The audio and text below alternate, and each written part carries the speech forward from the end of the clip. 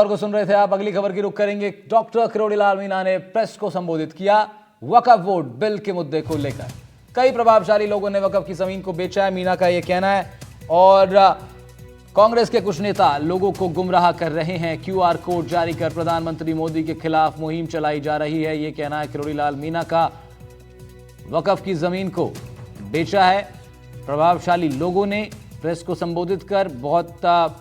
अलग अलग पॉइंटर्स पर किरोड़ीलाल मीणा ने बात करी। साथ ही बताया कि किस तरीके से प्रधानमंत्री के खिलाफ अशोक गहलोत और मल्लिकार्जुन खड़गे के साथ मिलकर वक्फ के महासचिव एक अभियान चला रहे हैं, माहौल बनाने की कोशिश की जा रही है। और भी तमाम विषयों पर बात करी उन्होंने। प्रेस को संबोधित करते हुए उन्होंने बताया कि मुस्लिम पर्सनल लॉ बोर्ड के महासचिव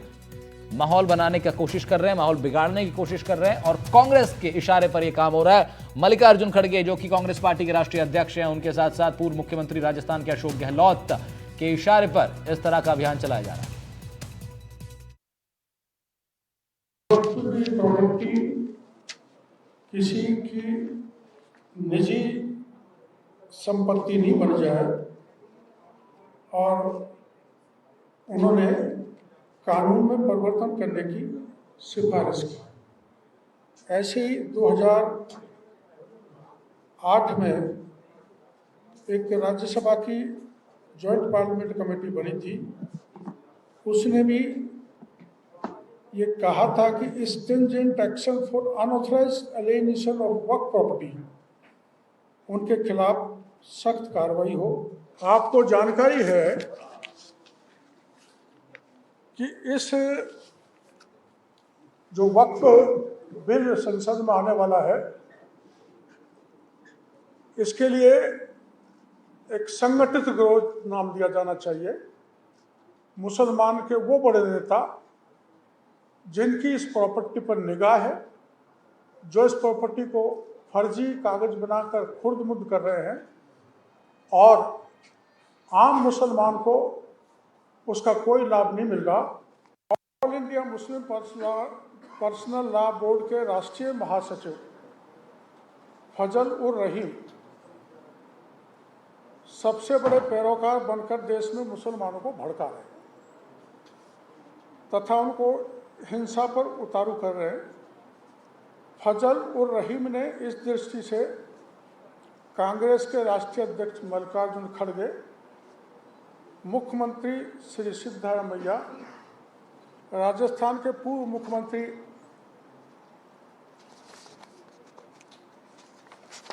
श्री अशोक गहलोत, पूर्व मंत्री श्री सलमान खुर्शीद, एनसीपी के श्रीमान शरद पवार, तमिलनाडु के श्री सीएम स्टालिन सहित अनेकों बड़े लोगों से मिलकर नरेंद्र मोदी के खिलाफ एक अभियान चलाया जा रहा है तथा इनके द्वारा देश भर में एक क्यूआर कोड के माध्यम से आम मुसलमानों को भड़काया जा रहा है। मंत्री किरोड़ीलाल मीणा ने राजधानी जयपुर में प्रेस वार्ता कर all India Muslim personal law board के राष्ट्रीय महासचिव फजल उर रहीम और कांग्रेस पार्टी पर गंभीर आरोप लगाए।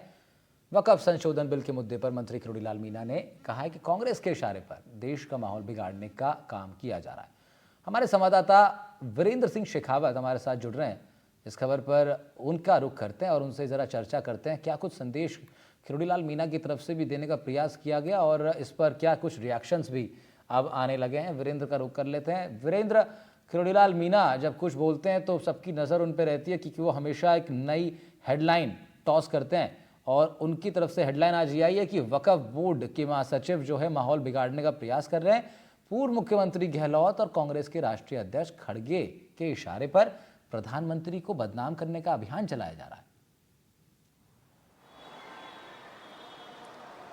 बिल्कुल, देखिए राहुल, जिस तरीके से किरोड़ीलाल मीणा का नाम आता है तो जाहिर सी बात है वो जनता से जो जुड़े हुए मुद्दे होते हैं उन मुद्दों को लेकर वो उठाते हैं। और सबसे बड़ी बात ये है कि आज जो मुद्दा उठाया है उन्होंने, जो वक्फ बोर्ड की जो ज़मीनें होती हैं उसको लेके यहाँ पे मुद्दा उठाया। और इसके अंदर आप देखेंगे कि इसमें फैजल उर रहीम जो कि इस पूरे जो all India Muslim personal law board के राष्ट्रीय अध्यक्ष हैं, तो उन्होंने उनके द्वारा जो मुस्लिम जो कह सकते हैं कि जो ज़मीनें हैं उनके जमीनों को लेकर करोड़ों रुपए का जो घोटाला किया जा रहा है और प्रधानमंत्री नरेंद्र मोदी के खिलाफ जो एक साजिश रची जा रही है। इस साजिश के अंदर आप देखेंगे कि उन्होंने आरोप लगाए हैं जो कांग्रेस के राष्ट्रीय अध्यक्ष हैं मल्लिकार्जुन खड़गे, मुख्यमंत्री जो कि सिद्धारमैया, राजस्थान के पूर्व मुख्यमंत्री हैं अशोक गहलोत, उनके ऊपर भी इसी तरीके के आरोप लगाए हैं। और सबसे बड़ी बात यह कि जयपुर के अंदर 900 बीघा जो जमीन थी, उस जमीन के ऊपर किस तरीके से अवैध रूप से किसी एक विशेष समुदाय को बसाया जाता है। और वहां पर आप देखेंगे कि जो मस्जिद हो या फिर जो अन्य जो चीजें होती हैं वो वहां पे बनाई जा रही है। और इसके अलावा अगर बात की जाए, इसके अंदर 5 FIR है, उसका भी यहाँ पे जो किरोड़ीलाल मीणा ने जिक्र किया है, लेकिन जिनमें से 4 FIR है उनके ऊपर जो FR लगा दी जाती है, यानी उनको रफा दफा किया जाता है। लेकिन जो एक FIR है जो अभी जो है दर्ज की गई है, और उसके अंदर आप देखेंगे कि जो तमाम जो नेता हैं उस जो पूर्ववर्ती अशोक गहलोत सरकार के समय जो जमीनों को लेकर जो ये पूरा घटनाक्रम हुआ है उसका यहाँ पे जिक्र किया गया है। और इसके अंदर आप देखेंगे कि जो मौलाना अब्दुल रहीम एजुकेशन ट्रस्ट और मूसा फाउंडेशन ट्रस्ट का यहाँ पे जिक्र किया गया है। और ये दोनों जो ट्रस्ट हैं विदेशों से जो फंडिंग होती है और करोड़ों रुपए की फंडिंग होती है, और इसका कोई भी हिसाब किताब है वो नहीं दिया जा रहा। और सबसे बड़ी बात यह है कि इस पूरी घटनाक्रम के अंदर किरोड़ीलाल मीणा ने साफ कहा है कि एक QR कोड है, वो जनता के बीच में जो विशेष समुदाय के जो लोग रहते हैं उनके बीच में ये भेजा जा रहा है। और उस QR कोड के माध्यम से देश विरोधी जो ताकतें हैं या फिर जो आंतरिक जो कह सकते हैं कि क्लह है वो बढ़ाने की यहाँ पे कोशिश की जा रही है। और प्रधानमंत्री मोदी के जिस तरीके से जो वक्फ बोर्ड को लेकर जो बदलाव या फिर जो बिल लेके आ रहे हैं, उस बिल को लेकर किस तरीके से कह सकते हैं कि सदन तक ना लाया जाए और उसका विरोध जताने के लिए एक QR कोड है वो जारी किया जा रहा है। और इसके साथ ही आपको बता दें कि इसके अंदर जो पूर्व मुख्यमंत्री पूर्व मुख्यमंत्री जो अशोक गहलोत हैं उनका भी यहाँ पे जिक्र किया गया है,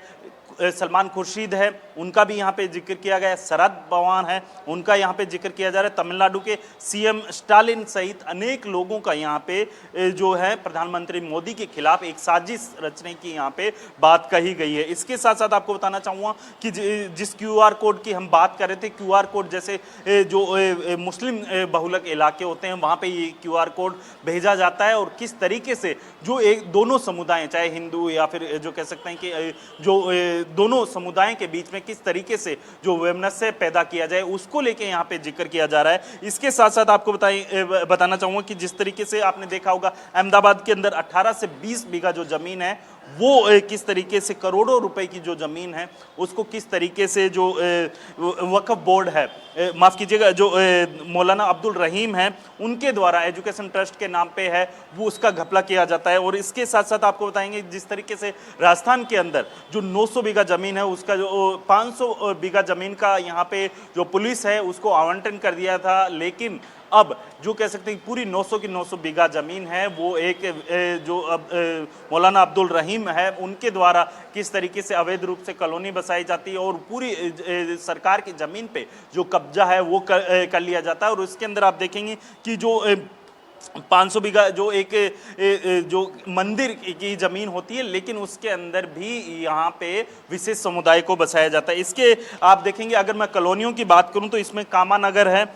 अशरफ कॉलोनी है, जो जामिया नगर है, कलाम नगर है, रंगरेज सिटी है, इस तरीके की कई कॉलोनियां हैं इस पूरे ज़मीन के ऊपर बसाए गए हैं। इसके साथ साथ आपको बताना चाहेंगे कि जिस तरीके से आपने देखा होगा कि पूरे इस घटनाक्रम के अंदर साफ तौर पे पूर्ववर्ती सरकार के ऊपर भी